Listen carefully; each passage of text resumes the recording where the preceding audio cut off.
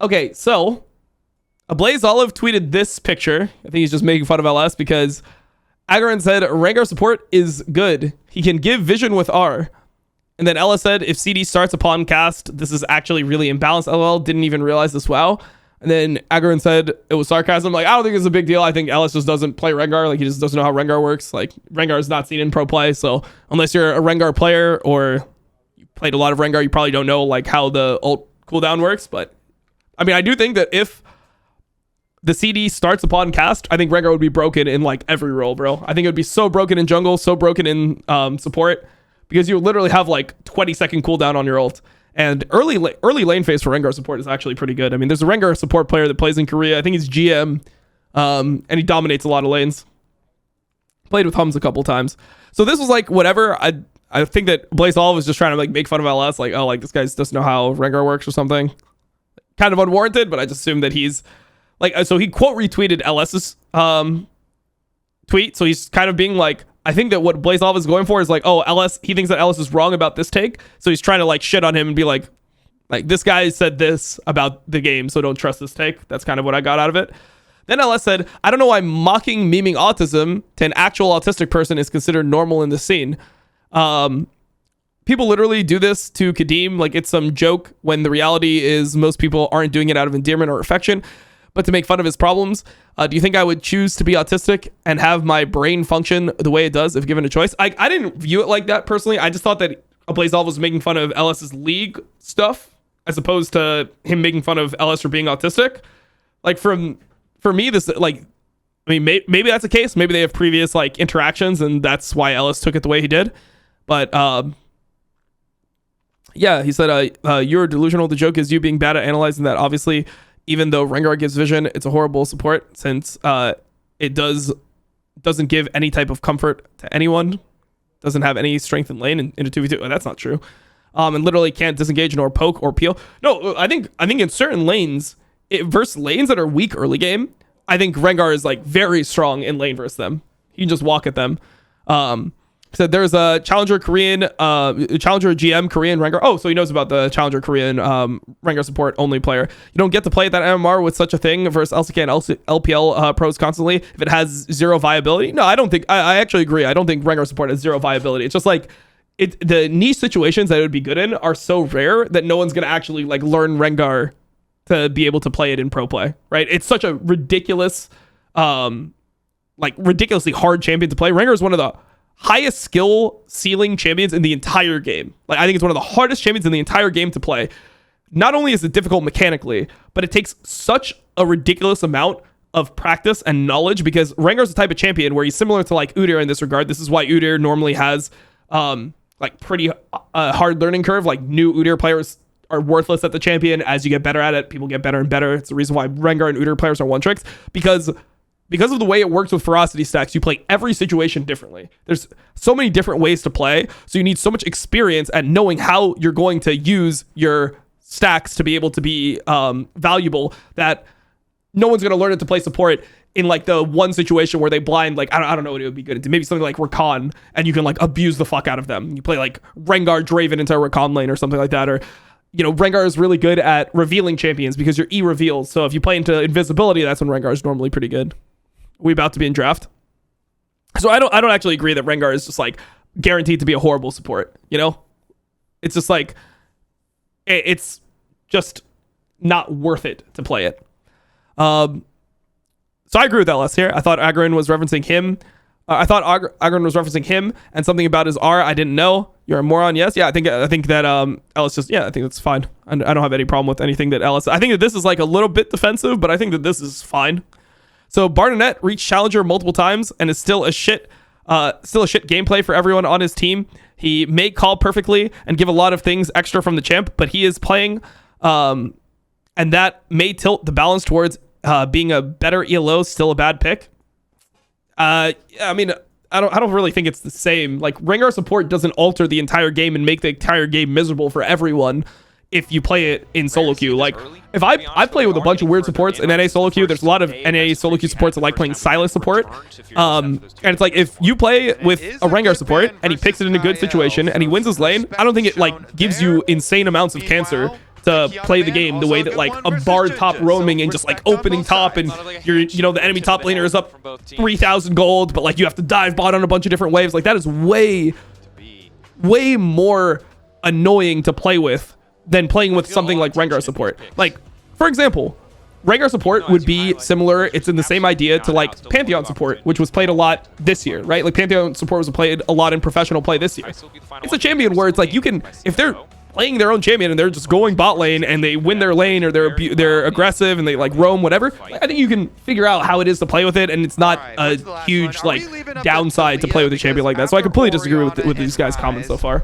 Anyways, the fucker said Bardonet, the combo is over. Yeah, I mean, I think that Bardonet is really annoying to play with, but I think that Rengar support is nowhere close to as annoying to play with. You play with off-meta picks all the time in solo queue if you play solo queue, right? There's a fucking guy that plays like Corki jungle only. There's people that play Teemo jungle only. It's like, that's a weird champion. It's not probably good in a lot of situations, but if you're a master of the champion, you're actually not trolling, you're somebody who mains Rengar support, I don't have a problem with playing that game, you know? Bardonet still re-challenger multiple times. It's still a shit gameplay for her. Okay, so we run off at this. It's not shit gameplay. It's actually broken. People were just children. Roaming Janna Bard top still exists in modern league. People just don't do it. No, isn't this just untrue from LS? I think that so I agreed with LS on the Rengar support thing.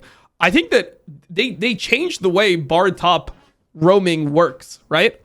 They changed the way Bard top roaming works, where it actually is just unplayable now, because the support, like, you can't go the support item top. So you can't go the support item top, and if you like roam, then there's like the whatever, the bullshit about the anti-lane swap stuff, so you can't roam mid. I actually just disagree with LS. I'm pretty sure Bard and Janna top are just terrible now. Like, I think that this playstyle is completely nerfed out of the game. It's been like essentially intentionally removed, and you have to jump through so many hoops to even be able to play it. It's never worth it. That's what I think here. Okay, anyways, brother, literally Nemesis, who we both love, say Bardonet is cancer to play with and deserves to get banned. Someone you genuinely agree quite a lot with. Then if one of the best mid laners say it, okay, it's appeal to authority. Just keep saying things that have no relevancy to whether or not something is true. X said this, so it's true. No, my argument is just, I think it's garbage because of the fact that they have nerfed it so many times. You can't go support item anymore. There's a lane swap protection in game. It's just too brutal. The minute you may lose the game, level 3 as a jungler, simply because their top laner in jungle can perma gangbang you, it's fucked. It's just a coin flip. It's not a good game, nor it's enjoyable. Okay, we're just arguing about this. I don't care about this. All right. Anyways, what? Okay, I don't know what they're talking about. I don't know what they're talking about. Rengar ult. He just didn't know how it works. 100. You can also get more haste. Okay, whatever. This is fine. If CD starts upon and cast, this is actually really imbalanced. This reads to me like you were saying Rengar support is really imbalanced, not the specific interaction.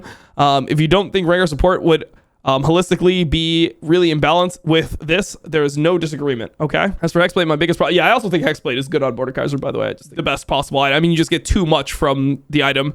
And I think that the thing about Hexplate is like people are not going Hexplate because there was like, or the reason why Hexplate is good on Mordekaiser is not because of the like 0.180 ratio on Q, right? The reason that people are going Hexplate on Mordekaiser is because when that changed, people were like, which 80 items could be good? They wanted to experiment, and they're like, oh, Hexplate is actually really good. And then like people decided to do it more. If they were to remove the 80 ratio from Mordekaiser's Q, people would still probably go Hexplate, just like third item in certain games, because it's a good substitute for something like Nashor's Tooth, which is what people would go before when they needed to beat somebody down.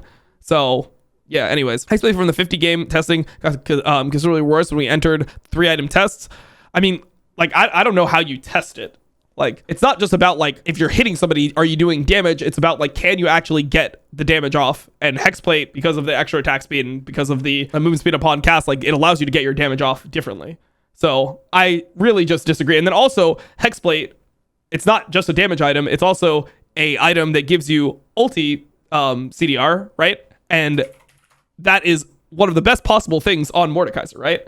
Like, you get 30 ultimate haste, because I mean Mordekaiser's not a champion when he doesn't have his ult, and then when you enter ultimate overdrive, you get 50% bonus attack speed and then 20% bonus movement speed, which is very, very fucking OP, having movement speed on your ult, right? So I do think it is just like a good item. So I just disagree on this point.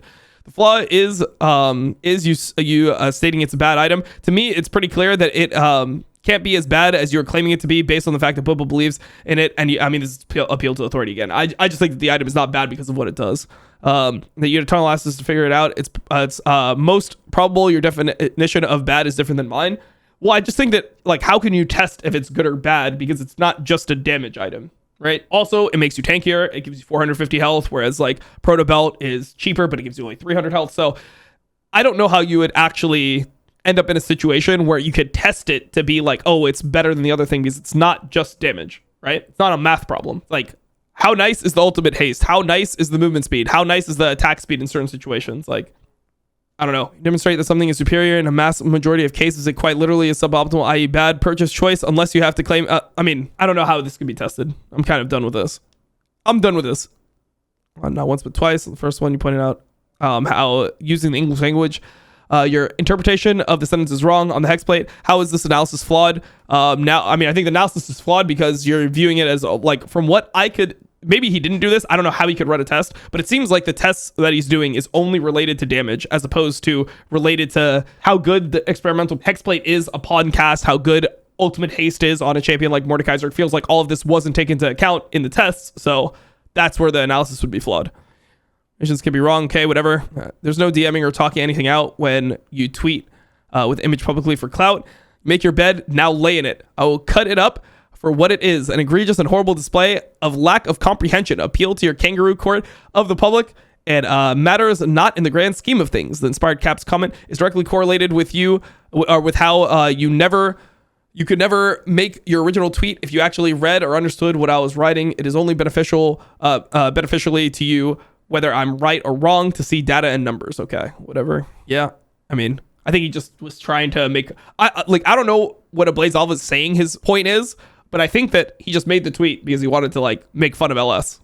You know, like, I think that was what the intention was. I think if he says that it's something else, it's dishonest. I mean, you make a tweet like that to be like, get a load of this guy. Like, this guy's such an idiot. Like, that was clearly the point of the tweet. Like, which is, I can understand why Alice is annoyed, but I don't think it has to do with, like, autism or anything. Anyway, my point is the cloud is useless for me. I just try to entertain those that are interested. If I knew it would make you think that I was memeing or making a mockery of your autism, I wouldn't have made it, and I apologize for not recognizing that. Enjoy tier 2, tier 3 forever, both in league and in life.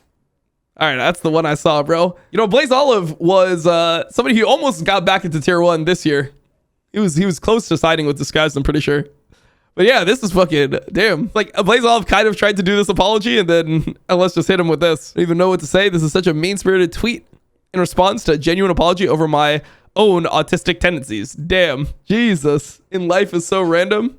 He's saying he's tier 2 and tier 3 in life. I mean, maybe LS just doesn't like a BlazeOlv. If you guys don't know, there was like a bunch of like allegations against the BlazeOlv last year. Pretty much, I think it was his ex-girlfriend accused him, and this is like all accusations. This is allegedly, this is what she said, and this is the drama that happened, so I'm not saying this. But she accused him of seeking out girls that are like suicidal or depressed and trying to like hit on them because they were vulnerable. That's essentially what he was accused of. So maybe LS just thinks that he's like a piece of shit, and that's why he's going in so hard. I don't agree necessarily with like how LS took this, but I think it might be part of the fact that LS just doesn't like the guy because maybe he like seen these allegations and he thinks he's a piece of shit because of it. I think that's kind of what the like I would assume that has some type of like undertone here. Well, I mean, it was more people than just his ex. It's like his ex said this, and then other people said this as well, and it was like it wasn't just like his ex said something, like just accused him of something and no one else said anything about it. You know, like there was like clearly a push of this from people that knew him or supposedly knew him. So who knows? But yeah, LS went off, bro. LS went off. I mean, overall, I think I disagree with the Hexplate take. I do think Rengar support could be viable. I do think that Rengar support has potential. It's just extremely hard to play, so other people aren't going to play it. I think that Alice just didn't know how the ultimate worked here. But I don't think it was a take. I think that a BlazeOlv is just making fun of LS's analysis because the BlazeOlv is like, look at how dumb, like the way I perceive what a BlazeOlv is trying to do is like, he's saying, look at how dumb this is. This is also a really stupid take here. So like, I'm against, like, I just think that he's dumb. Like, I think he's trying to just make fun of LS like that. So that's how I see it. Anyways, I am going to go get Korean barbecue since I am in Korea.